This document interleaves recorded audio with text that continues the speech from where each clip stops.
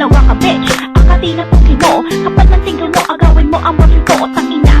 Huwag ka na kasing sumingit, pati ba naman sa amin. Ikaw ay sumisisip, ano man ang gawin mo, di siya mapapasiyo. Kasi ako lang naman talaga mahal ng baby ko. Damn girl, isa ka lang konsumisyon, pati ang morphin ko. Gusto mo maging collection, putang ina mo soltera ka, isa ka ng puta. Naga ka na, huwag mo na akong hamunin pa. Well think, bago mo ako i-talk shit, you look like a shit, you motherfucking bitch. Nagista lang naman, dapat mong igalang sa lalaki bitch.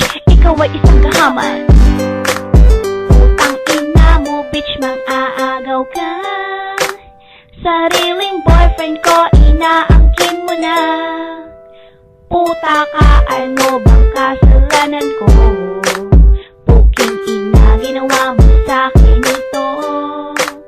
Trinato kita para kong kapatid. Solo pera ka, ang galing mong manungkit. Fuck you bitch, boyfriend ko na siya. Tigilan mo na kalabian mo sa kanya.